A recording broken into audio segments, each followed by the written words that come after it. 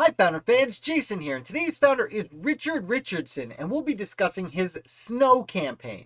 Now, once Lexington and Concord broke out, the rest of the colonies that weren't Massachusetts were still a little bit nervous about what was going on, and many of them decided to grab power from the royal government. Now, by this point, the royal governor of South Carolina was already on a ship offshore, so the Patriots had essentially seized the coast and the cities, but there was a whole lot of loyalist sentiment on the frontier and the interior of South Carolina.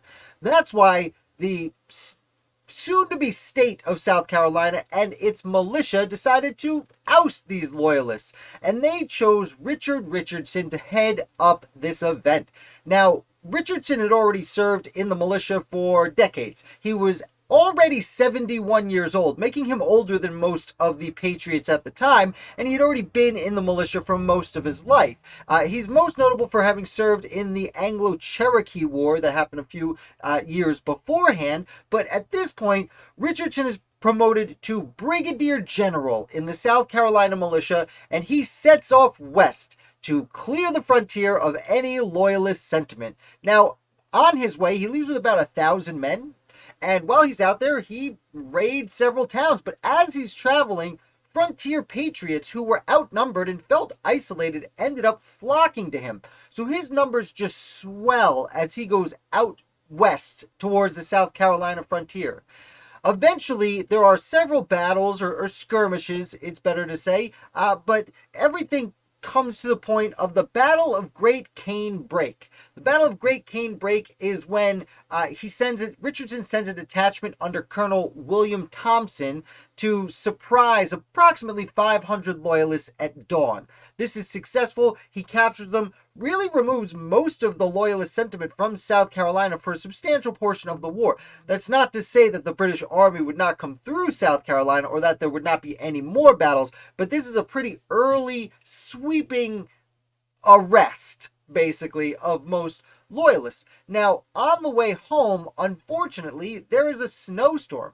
Yeah, it's South Carolina, and there's a snowstorm. And that's why instead of being called the Richardson campaign, this is known historically as the Snow Campaign, because South Carolina, you may know, does not generally get a whole lot of snow. But it did. And because of this, these soldiers were not prepared, as South Carolina is usually not prepared for a whole lot of snow. These soldiers out in the field were not prepared for all this snow. So Richardson sends most of his men home, though enough do stay around to take their prisoners back to the coast and Charleston, where everything was being run out of. Now, despite this, the Patriot leaders of South Carolina want to keep sentiment within their soon-to-be state happy.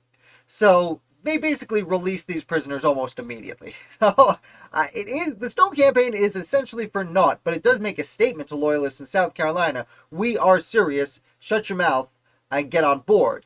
Now, Richardson would continue with the state militia for several years. He would actually be present at age 74 in 1780 for the Battle of Charleston, or I should say Siege of Charleston, the second time when it is actually taken by the British. And Richardson is one of the hundreds of men who are arrested or imprisoned at Charleston.